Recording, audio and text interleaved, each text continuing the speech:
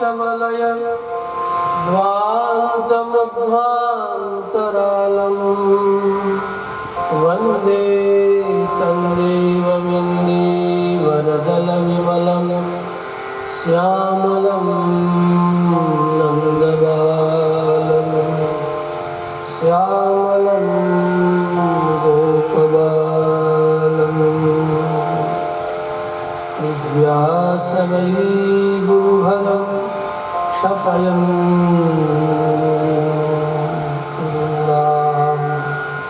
अन्तः समुद्रकलिनादिभूपचम्वः दृष्ट्या विधूय विजये जयमुद्विघोष्य मृत्युद्भयाय च परं समगात् स्वधाम अष्टमस्कृतयोरासीत् स्वयमेव हरिः किला सुभद्रा च महाभागा तव राजन् पितामही। श्री रामभद्र भगवान की, श्री कृष्ण केशव चंद्र भगवान की समुपस्थित भगवत कथा रस रसिक प्रेमियों, श्रद्धामयी वात्सल्यमयी भक्तिमती देवियों, सर्वविदित है कि आज आनंद नामक संवत्सर में पड़ने वाला कृष्ण जन्माष्टमी महोत्सव आज है।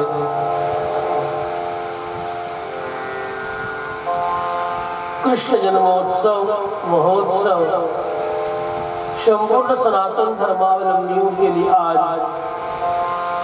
महोत्सव का दिन है, पर्वोत्सव का दिन है, आनंदोत्सव का दिन है। भाद्र कृष्ण तिथि अष्टमी चंद्रदेव रोहिणी से युक्त होकर के अग्रसर हो रहे हैं और आज रोहिणी से युक्त होकर के मध्यरात्रि होने के कारण अनेक श्री वैष्णव जन जो मध्यरात्रि व्यापी जन्माष्टमी का व्रत करते हैं वे आज जन्माष्टमी का व्रत महोत्सव मना रहे हैं। यही सबसे प्रचलित निर्णय है कि जब अष्टमी और रोहिणी का योग हो, मध्यरात्रि हो, तो यह पर्व मनाया जाता है। कुछ लोग नंदोत्सव मनाते हैं, ऐसे भी दक्षिण इत्यादि के आचार्यगण जिस दिन रोहिणी प्रातः काल होती है उस दिन वे वास्तव में वे नंदोत्सव मनाते हैं, मातृ उत्सव मनाते हैं। जन्म के निमित्त उत्सव रोहिणी प्रातः काल व्यापनी जब होती है तब मनाते हैं। ऐसी भी प्रथा है। एक जन्म का उत्सव तो आज ही है और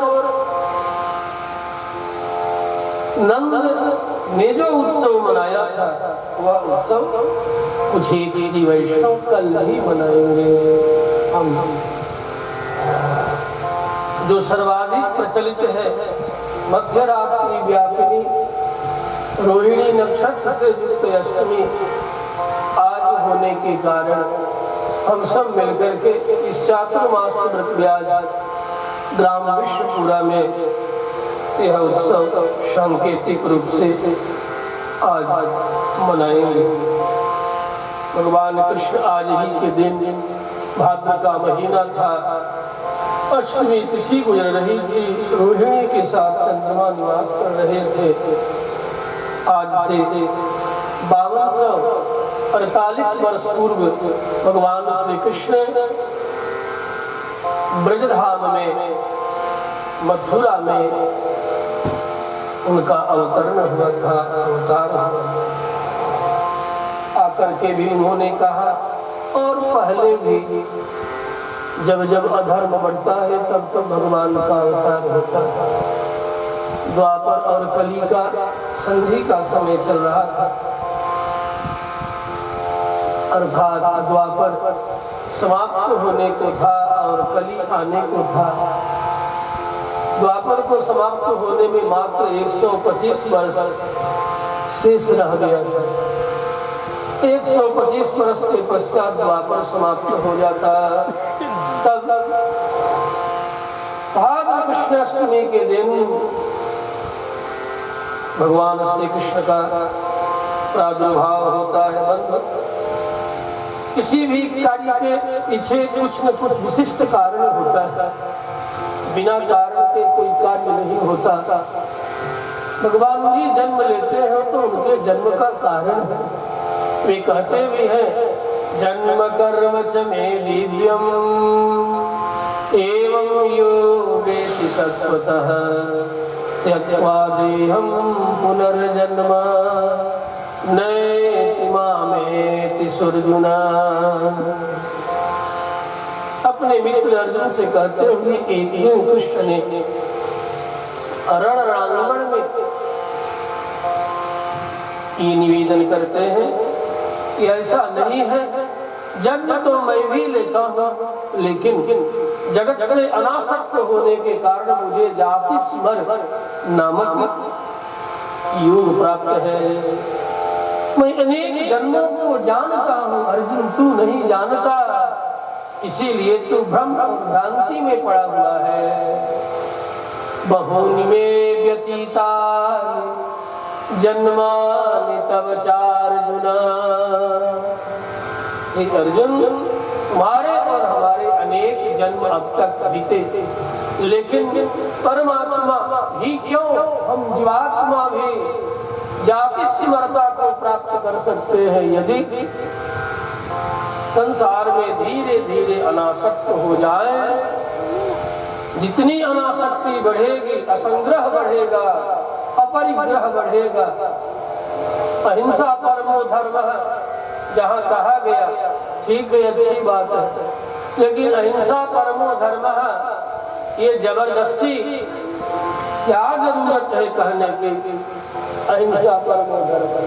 अरे हिंसा का जो कारण है उसी की निवृत्ति हो जाए तो फिर ये इसका मतलब है कि हिंसा का कारण रख करके आप प्रचार करना, प्रतिष्ठित करना चाहते हैं कि अहिंसा परम धर्म है। अहिंसा परम धर्म है, गोसाई जी ने भी कहा।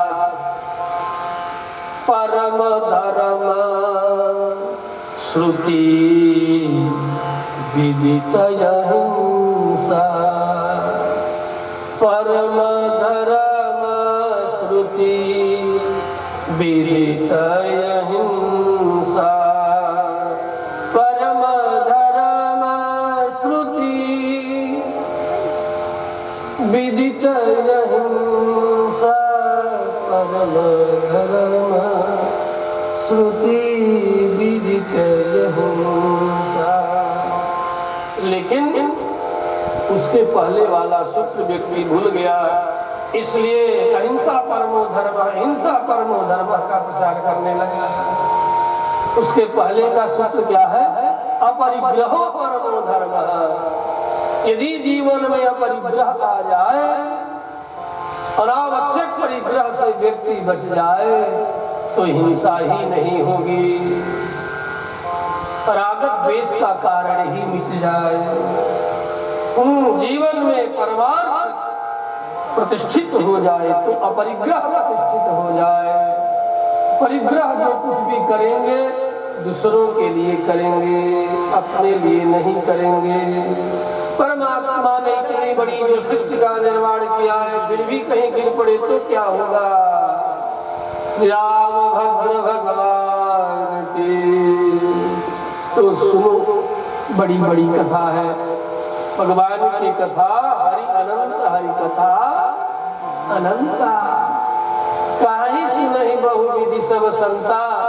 और हमको 40-50 मिनट में भगवान कृष्ण का अपने नियत समय पर जन्म के कारण और जन्म का चरित्र थोड़े में सुना देना है।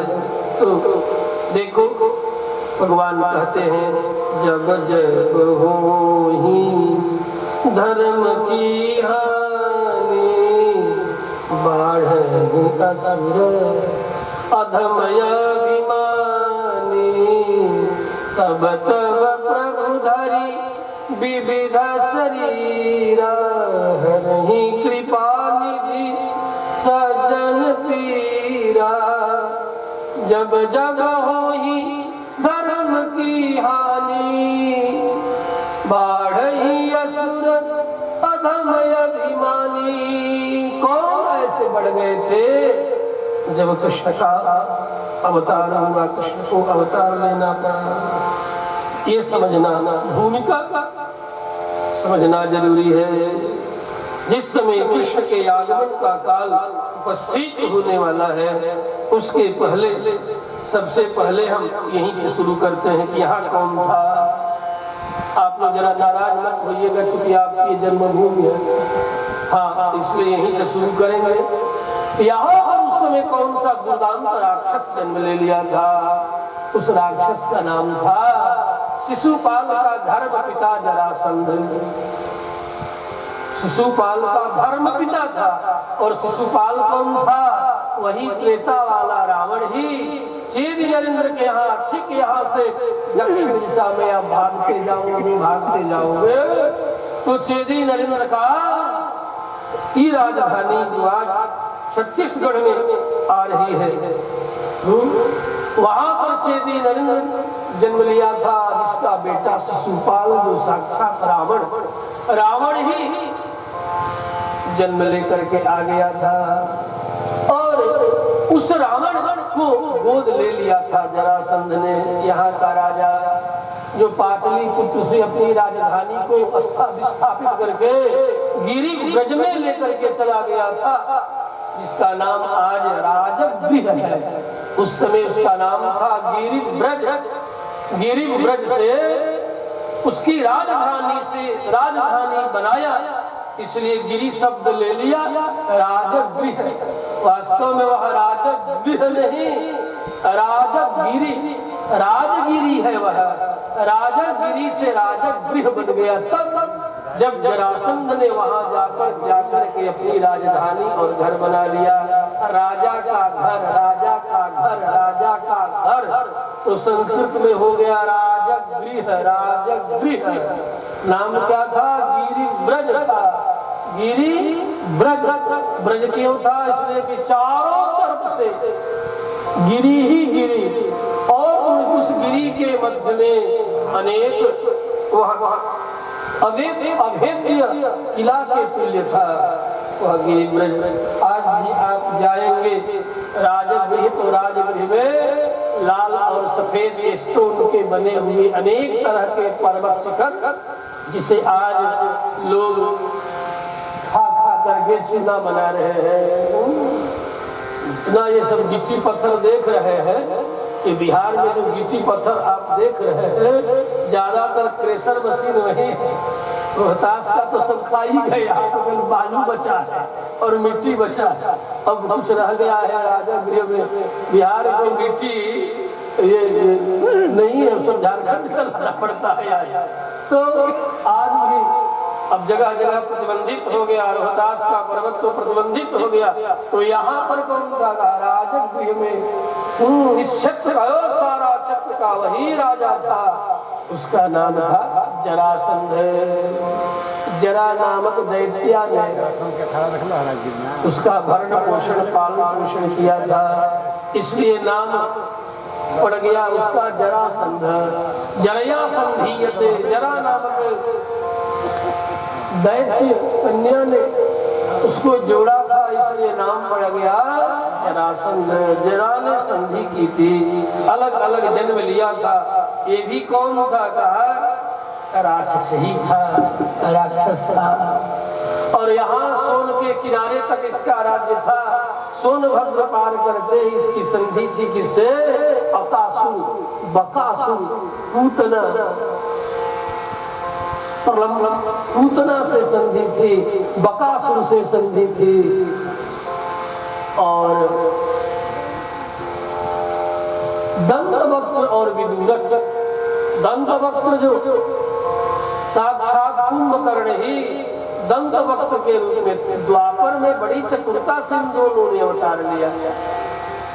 सतयुग में तो दोनों भाई बनकर के आ गए, हिरण्यकशिपु और हिरण्याक्ष। लेकिन जब त्रेता में आए तो भी भाई बनकर के आए रावण कुंभकर्ण। रावण कुंभकर्ण मरते मरते विचार किए कि इस बार चलेंगे तो भाई बन के नहीं चलेंगे, दूर दूर जन्म लेंगे। तो रावण जन्म लिया चेदी नरेंद्र के यहाँ और कुंभकर्ण जन्म लिया इसी सोन के उस पार अधौरा पर्वत पर, जिसका नाम पड़ा दंतवक्त्र। दंतवक्त्र साक्षात कुंभकर्ण। शिशुपाल रावण, दंतवक्त्र, कुंभकर्ण, ये दोनों अवतार लेकर के यहाँ की प्रजा को अत्याचार, अनाचार, पापाचार से त्रस्त कर रहे थे। इसीलिए कहा यदा यदा हि धर्मस्य, जब जब अधर्म बढ़ेगा, भगवान कह करके गए हैं जब जब हो ही धर्म की हानि। जब जब अधर्म बढ़ेगा और धर्म की हानि होगी तो मैं क्या करूंगा, संभवामी, मैं उत्पन्न होऊंगा, मैं जन्म लूंगा, मैं प्रादुर्भूत होऊंगा, मैं अवतार धारण करूंगा। कहा कब कब, कैसे पता चलेगा कि अधर्म हो रहा है। कहा सीधा ही विप्रधेनु द्विज धरनी करही अनीति जाई नहीं बरनी। सीधा ही विप्रधेनु द्विज धरनी। और अब पता नहीं आज क्यों नहीं अवतार ले रहे हैं, इतनी गायें कट रही है। और जो कुछ भी शुद्ध और सात्विक विचारधारा थी उसी विचारधारा पर आज का मनुष्य आघात कर रहा है। जो ज्ञान और विज्ञान सम्मत था, ऐसे जिसे विप्रों ने अनुमोदन मात्र किया, लेकिन लोगों ने कह दिया ये तो ब्राह्मणों के द्वारा चलाया गया धर्म, ऐसे ब्राह्मण धर्म, ब्राह्मण धर्म, ब्राह्मण धर्म, वे दुष्ट ब्राह्मण धर्म। लेकिन पूछो नालायकों से, व्यास पुत्र कौन थे? ब्राह्मण पुत्र थे। मत्स्य उदरी, मत्स्योदरी, मलाहिन, मलाहिन के बेटा थे।